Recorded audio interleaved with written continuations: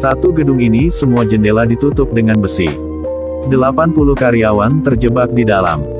Sekarang ada suara dari speaker. Minta mereka bunuh 2 rekan dalam setengah jam.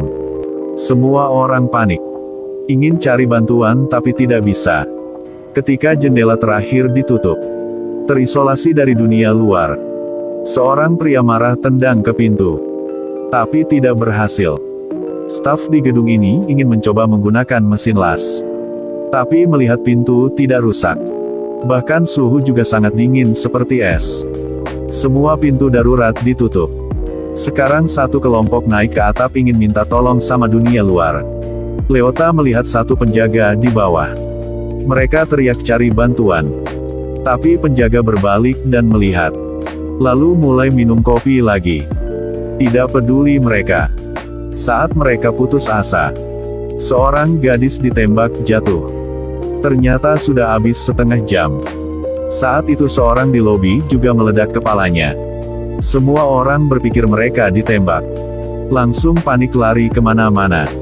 Lalu ada orang ketiga dan keempat. Dengan aturan main. Jika mereka tidak ikut jumlah orang mati akan naik terus. Setelah waktu sepi. Bos perusahaan Barry dan staf Mike mencoba lihat ke mayat.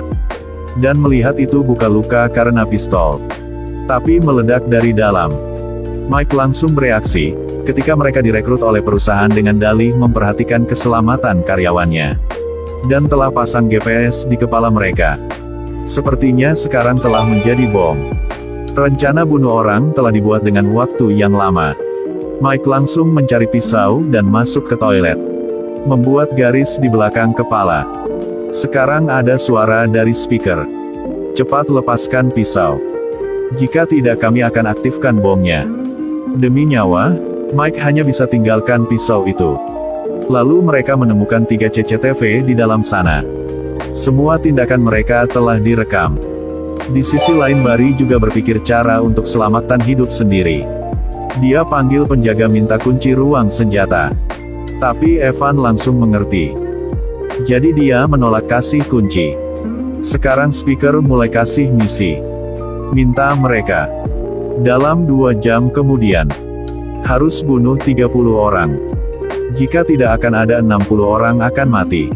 Pembunuhan mulai dari 2 staf servis itu. Saat rekan tidak lihat langsung pukul di kepala.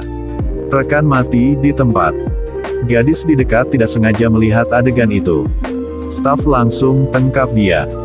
Dan pukul kepala. Gadis terus gemetaran. Dia pukul sekali lagi. Tapi semua itu telah dihindari sama gadis ini. Mereka mulai bertengkar. Gadis itu tendang tembok. Staf ini mundur ke belakang kepala kena besi yang tajam. Tapi ini adalah bela diri sendiri. Barry di sini mulai rencana untuk bunuh orang. Dia dan teman ingin menggunakan alat las untuk buka pintu ruang senjata. Tapi terlihat sama Mike. Ketika mereka sedang berantem. Mike melakukan pistol penjaga tembak alat las. Untuk hentikan tindakan Barry. Mike tidak ingin menjadi kacau, orang bunuh orang. Dan mencoba cari bantuan dari luar. Mereka pakai cat buat tulisan di kain. Cari bantuan. Mencoba di luar untuk tarik perhatian. Tidak menyangka di bawah adalah penembak jitu. Mereka terus menembak ke atas. Saat panik banner itu jatuh ke bawah. Sekarang ada suara dari speaker. Untuk mengancam mereka jika masih membuat banner lagi. Semua chip akan meledak. Tidak punya pilihan lain mereka harus turun untuk cari cara lain. Tapi Barry tiba-tiba muncul. Pukul kepala Mike membuat dia jatuh ke bawah. Henry suruh penjaga beri kunci. Dia marah lempar kunci itu. Langsung ditusuk sama Henry dengan pisau. Barry ambil kunci buka ruang senjata. Dia kasih ke rekan dia pistol. Lalu mengancam semua orang ke lobi. Mereka pisah yang belum 18 tahun. Dan yang sudah 60 tahun naik ke depan. Dan jumlah ada 23 orang. 7 orang kurang akan dipilih oleh Barry. Mika tadi lawan dia jadi jelas tidak akan lolos. Barry teriak suruh bawahan nyalakan musik. Dan pembunuhan resmi dimulai. Kau pikir kau siapa bisa memutuskan orang lain hidup atau mati? Kau akan busuk dalam penjara. Lalu Barry mulai bunuh orang. Henry berdiri di samping untuk hitung. Musik lebih gede lagi. Orang tua ini panik. Tapi tidak lolos dari kematian. Sekarang Mike panggil teman di belakang kasih dia pistol. Sekarang belum lambat. Tapi pria itu berkata, Mike ingin saya kasih pistol buat dia Barry. Saya tidak kasih. Bagus, kau tembak dia saja. Dia arahkan pistol ke kepala Mike. Saat dia mau tembak, lampu mati. Lobi sangat gelap. Ternyata Danny sembunyi di sudut. Ketika mendengar suara tembak di lobi, melihat Barry sedang bunuh orang. Jadi dia matikan listrik. Di dalam lobi yang gelap semua orang panik dan melarikan diri. Barry terus menembak. Kelompok panik lari ke dalam lift. Ketika pintu buka Henry juga dengan cahaya dan bunuh orang. Lift ke ruang listrik. Danny melihat di dalam masih ada orang hidup. Dia langsung lari ke dalam lift. Kedua saling bantu. Naik ke lift dan sembunyi di dalam situ. Sekarang mereka mulai lawan. Jatuhkan rekan Barry. Dan Barry di sini tidak bisa jumlahkan orang sudah mati. Jangan hitung lagi, bunuh saja semua. Walaupun mereka kejam seperti itu. Sekarang ada suara speaker. Hanya ada 29 orang mati, misi gagal. Lalu harus ada 31 orang meninggal. Pertama adalah rekan Barry. 30 orang lagi juga ledak kepala. Sekarang dalam gedung hanya sisa 15 orang. Tapi game ini belum berhenti. Speaker beritahu game terakhir. Siapa yang bunuh paling banyak dia akan lolos. Barry sudah bunuh 11 orang, sedang di posisi 1. Henry di nomor 2 dengan 7 orang. Untuk menjadi posisi 1, dia pegang pisau lihat ada orang langsung bunuh. Dan di tempat Barry seorang gadis tiba-tiba muncul. Untuk selamat, dia siap pakai tubuh sendiri. Tapi dalam mata Barry tidak ada wanita, hanya ada kepala orang. Lalu dia mendengar suara dalam lift. Angkat pistol ke atas. Danny panik berdiri lebih dekat ke tembok. Pria itu tidak bisa lari. Lift sudah naik ke lantai paling atas. Tubuh dia hancur. Dan Barry kejebak dalam lift. Di sisi lain teman Mike, Jerez, melihat dua orang sedang di situ. Bukan mereka sedang bunuh orang.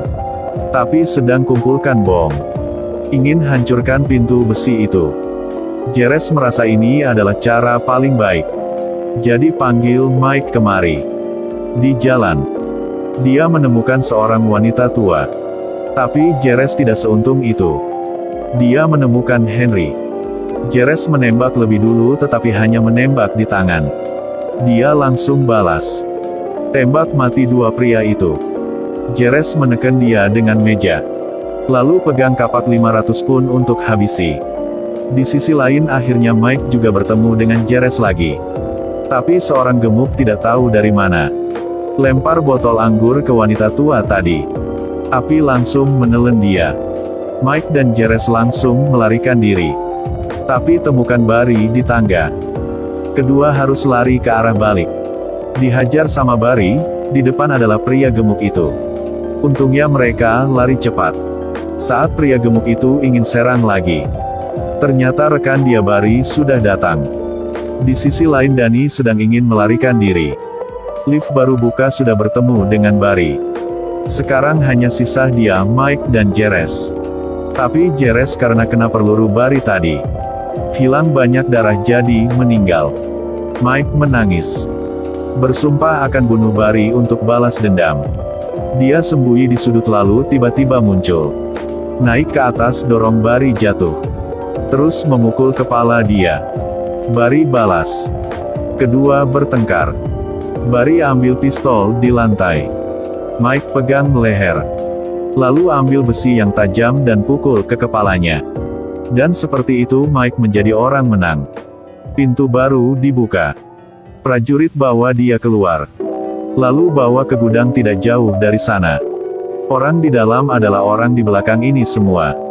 Dia sombong tanya Mike apa yang dia rasa dengan tes ini. Jelasa tidak peduli berapa orang harus mati. Yang mereka peduli adalah laporan tes. Mati aja kau bajingan. Baru tadi, Mike sudah pasang bom di prajurit tadi. Dan orang-orang ini. Dia bangun dan lari ke remote control. Nyalakan semua. Lalu ambil pistol di tanah. Tembak mati penjaga yang mencoba melarikan diri. Setelah itu, dia melepaskan 44 tembakan berturut-turut ke arah pemimpin. Lalu perlahan keluar dari gudang. Melihat langit yang indah, mulai ambil nafas yang lega. Tapi sekarang layar menjadi kecil. Mike muncul di layar. Adegan seperti itu ada di seluruh dunia. Sekarang suara speaker terdengar. Fase 1 selesai. Mulai fase 2.